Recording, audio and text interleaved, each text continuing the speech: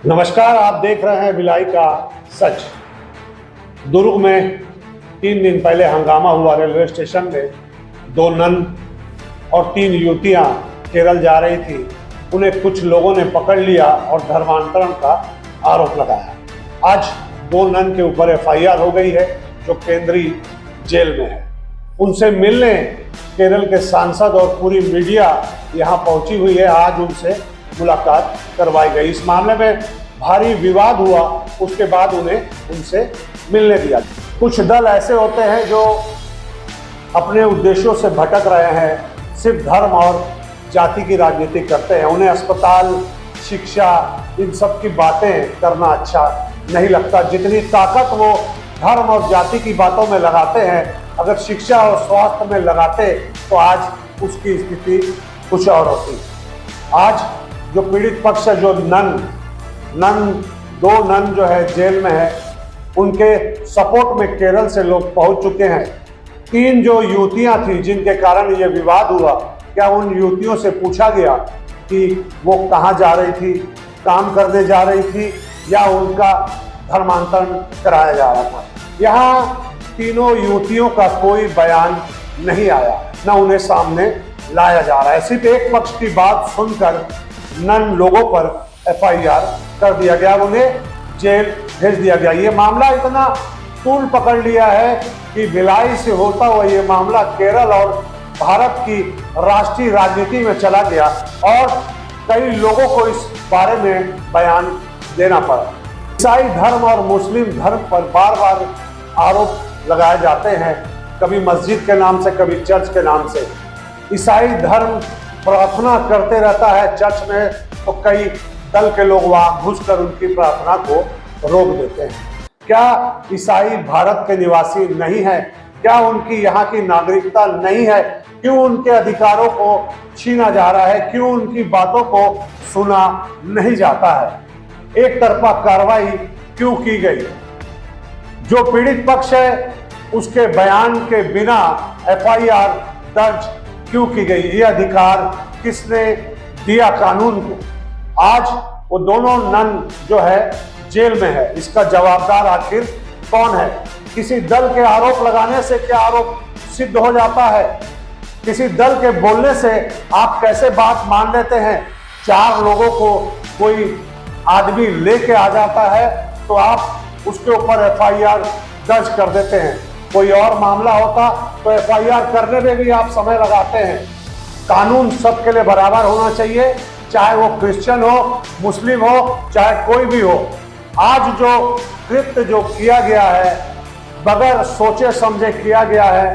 पीड़ित पक्ष का बयान सामने आना चाहिए। आखिर मामला क्या है, लोगों को पता चलना चाहिए। ये लोकतंत्र की लड़ाई, स्वतंत्रता की लड़ाई है, क्योंकि एक धर्म है जो भारत का नागरिक है, उसको सही मायने में भारत का नागरिक नहीं माना जा रहा है। बार बार धर्मांतरण के आरोप उसके ऊपर लग रहे हैं, जो ठीक नहीं है।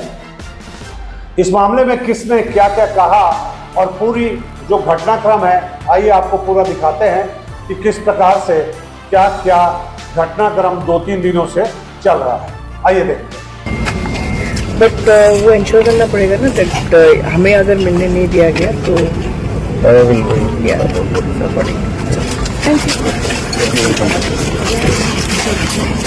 पूरा डेलीगेशन है, तो हम लोग बाकी डेलीगेशन को लाने जा रहे हैं। तो आप सबके साथ जितने भी हमारे सांसद के जो लोग भेजे गए हैं दिल्ली से इस पूरे समीक्षा करने के लिए इस पूरी चीज को, तो उनसे फिर बात करके आप अभी आपने जेल अधीक्षक से बात हुई? हाँ, तो मेरी मिलने बात दिया जाएगा कि नहीं? हाँ, मिलने दिया जाएगा। परमिशन नहीं होने की बात हो रही थी सामने। नहीं, परमिशन होनी है। अभी आपने जिनको सुना वो कांग्रेस की प्रभारी है और उन्हें यहाँ भेजा गया है। केरल से भी सांसद यहाँ पहुंचे हैं। एक दिन पहले संसद में केरल के सांसदों ने इसी मामले को लेकर हंगामा भी किया था। अब इस मुद्दे पर कांग्रेस उतर आई है। अब देखना है आगे इस मामले में और क्या होता है। आपको केंद्रीय जेल दुर्ग का ये दृश्य दिखाया जा रहा है, जहां अरुण वोरा और केंद्र से आए सांसद पहुंच चुके हैं। भूपेश बघेल भी पहुंचने वाले हैं। कुछ ही क्षणों में वो भी यहाँ पहुंच जाएंगे। उसके बाद कौन नेता क्या क्या कह रहा है वो भी आपको सुनाएंगे। आइए देखते हैं। देखिए, ये मुझे लगता है कुछ गलतफहमी में सरकार ने ये आरोप लगाया है। जो उनसे मिलके आए हैं ये एक दोनों फार्मासिस्ट है, एक नर्स है, एक फार्मासिस्ट है, उनके डिग्री है, ये मिशनरी हॉस्पिटल में काम करते हैं। और जो 3 महिलाओं को है उनको नौकरी पे रखने के लिए सैलरी, बाकायदा सैलरी देके उनको रखने के लिए बात करके ये लोग जा रहे थे कि 2 आगरा में और एक दूसरी कॉन्वेंट में। पुलिस ने उनका भेषभूषा देख के बजरंग दल को फोन किया। बजरंग दल के लोग आके वहाँ पे स्टेशन में हल्ला गुल्ला किए और जबरदस्ती धर्मांतरण का केस लगा के, ह्यूमन ट्रैफिकिंग केस लगा के इनको फंसाने की कोशिश किया जा रहा है। ये हम कोर्ट में लड़ेंगे इस केस को और जो कानूनी प्रक्रिया है वो फॉलो करके हम न्याय मांगे। लेकिन ये रिपोर्ट हम फैक्ट फाइंडिंग के लिए आए थे, इनकी बात सुने, माननीय मुख्यमंत्री से मिलेंगे, आर्च बिशप से मिलेंगे, जाके कल सदन में रखेंगे और पार्लियामेंट में बात करेंगे। अभी छत्तीसगढ़ में बहुत से ऐसे मामले धर्मांतरण के सामने आते हैं, क्या राज्य सरकार जो है इस तरह से कार्रवाई करके क्या करना चाहता है? देखिए, धर्मांतरण बड़ी बात है, उसके बारे में हम टिप्पणी नहीं कर रहे। हम इस केस के बारे में बोल रहे हैं। जो 2 नन है, ये इनका बैकग्राउंड हम जानते हैं क्या है। ये धर्मांतरण का केस नहीं है, ना ही ह्यूमन ट्रैफिकिंग केस है। ये मिस प्रायोरिटी का केस है, जो कि उनका कपड़ों को देख के ये उनको फंसाने की कोशिश किया जा रहा है। ऐसी चीज हम बार बार देखते आ रहे हैं, जैसे बंगाल में हो, उड़ीसा में हो, बांग्लादेशी बोल के बंगाली लोग को आप लोग तड़ी पार करा रहे हो या देश से बाहर भेज रहे हो। ये गलत रवैया है सरकार का। आप जो कानून है उसका पालन कीजिए। इसी के लिए हम चर्चा किए। ये रिपोर्ट सदन में बाहर देंगे आप लोग।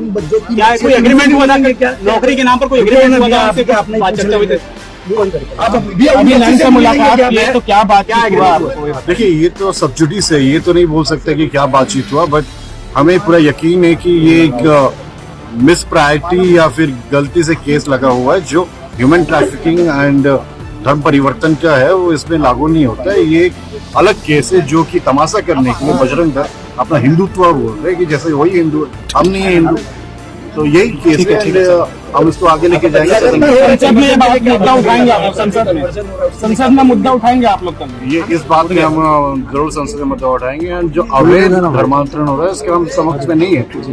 ये साफ है, जो कानून है उसका फॉलो करना चाहिए, लेकिन जबरदस्ती खाली वो मतलब आप माइनॉरिटी है करके आप फंसा नहीं सकते हो, जेल में नहीं डाल सकते। ठीक है, ये हमारा स्टैंड है एंड इसको न्याय मिलना चाहिए। इसके लिए हम सदन से लेके सड़क पर लड़ेंगे। वो इनोसेंस हमको कन्विंस किया।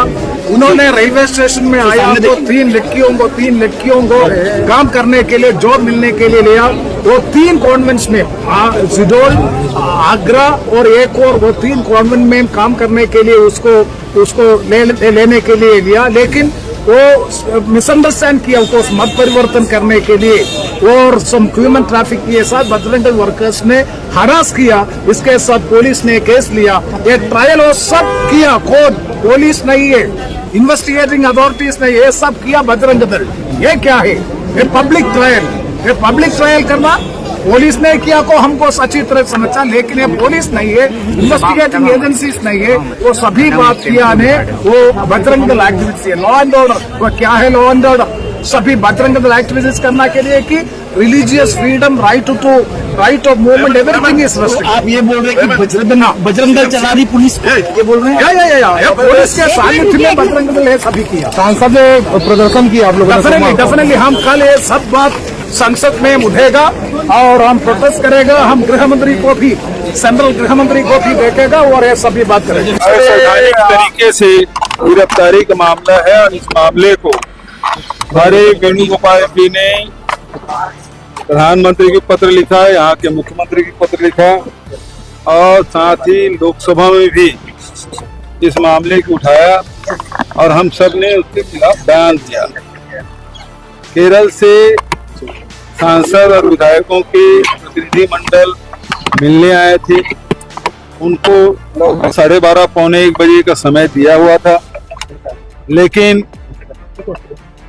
कह दिया गया कि कल आना, क्योंकि भाजपा का डेलीगेशन रायपुर में बैठा हुआ है, केरल से आएगा, इसलिए इनको नहीं मिलने देना चाहते थे। इसलिए कल का उन्होंने कहा, तो मैंने सीधी खबर किया जेल को, है ना, कि इनको मिलने दिया जाए और नहीं तो यही धरना दे के बैठेंगे।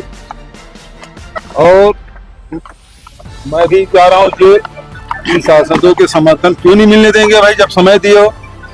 लोकसभा छोड़ के आए हैं और उसको मिलने भी नहीं दो, तो ये घटिया राजनीति राज्य सरकार की ओर से किया गया और इस कारण से मुझे आना पड़ा। पुष्टि कैसे कर सकते हैं कि जो लोग ह्यूमन ट्रैफिकिंग नहीं कर रहे? देखिए, मैं उसके बारे में कुछ नहीं बोल रहा हूँ, मैं इसलिए कि सांसदों को नहीं मिलने दे रहे सर मुलाकात मेरे आने का। मैं मिलने नहीं आया हूँ, नहीं मुलाकात हुई कि नहीं उनकी? उनकी मुलाकात होगी। बताया सर उन्होंने क्या? मुझे नहीं, वो तो आपके पास सीधा बात की है, मेरी मुलाकात नहीं हुई ना, मैं उससे मिलने आया। किस तरह से मुझे जब जानकारी ये मिली कि हमारे सांसद जो आए हैं लोकसभा छोड़ के और उनको मिलने नहीं दिया जा रहा है, जबकि समय दिया हुआ था, पहले से समय लिए थे और उसके बाद भी नहीं मिलने दे रहे हैं, ये तो गलत बात है। क्या डर है? और इसलिए क्योंकि हमारे अपने जिले का मामला है, इसलिए मैं खुद आया।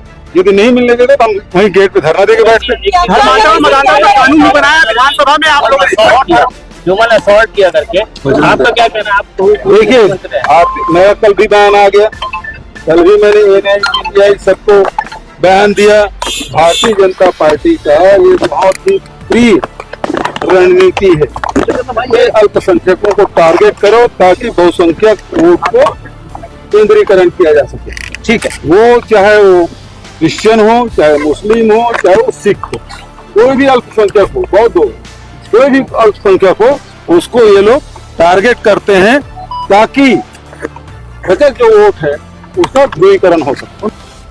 दोनों ननों के खिलाफ एफआईआर दर्ज हो चुका है और धाराएं भी लग चुकी है, लेकिन सांसदों का कहना है कि ये मामला सरासर गलत है। जीआरपी पुलिस इस मामले में क्या कह रही थी वो सुनते हैं। आवेदन पेश किया है जिसमें बस्तर की 3 लड़की को, 1 लड़का और 2 नन ले जा रहा है। हमें शंका है कि धर्म परिवर्तन के लिए ले जा रहा है, ऐसे उनके द्वारा शिकायत की गया है। तो इस पर से नन और उस लड़के के खिलाफ में जो ले जाने वाले हैं उनके खिलाफ में 143 BNS के अंतर्गत अपराध पंजीबद्ध कर किया गया है और उसके आगे कार्रवाई किया जा रहा है। कितने बच्चे लोग कहाँ गए? बच्चे 2 ओरछा थाना क्षेत्र के हैं, 1 नारायणपुर के हैं। आप लोगों की पूछताछ में क्या कुछ बातें उन्होंने बताया है? हाँ, अभी मतलब उनका पूछताछ किया जा रहा है और इसमें मालूम हुआ है कि वो लेके जा रहे थे। नहीं, इसको उनको काम के प्रलोभन मिला, मतलब काम दिलाने। लड़की को लड़का पर आरोप है कि 2-3 बार ऐसा काम कर चुका है लड़की। नहीं, अभी ये चीज का नहीं आया है। जीआरपी पुलिस ने क्या जानकारी दी अभी आपने सुना। अब आपको बजरंग दल का बयान सुनाते हैं कि बजरंग दल इस मामले में क्या कह रहा है और क्या क्या कार्रवाई की बात कर रहा है। आइए सुनते हैं बजरंग दल को। सबसे पहले हमारे कार्यकर्ता प्रिंस राजपूत जी हैं, वो अपने परिवार को छोड़ने गए थे सवेरे 7 बजे करीब। उन्होंने संदिग्ध हालत में 2 बच्चों को देखा और साथ में एक लड़का था, तो उसने इंद्रजीत महाराज को, हमारे जो सत्संग प्रमुख हैं, उनको जानकारी दिया। तो सत्संग प्रमुख ने तत्काल मुझे फ़ोन लगाया, चूँकि मैं बाहर था। उनको तत्काल मैंने कहा कि ज्योति शर्मा, रवि निगम, कुशल को तत्काल फ़ोन लगा करके मौके पर बुलाइए। नतीजा है कि ये जो एफआईआर की कॉपी मेरे पास है, सबसे पहले तो ये है कि पुलिस प्रशासन लीपापोती में लग गई थी।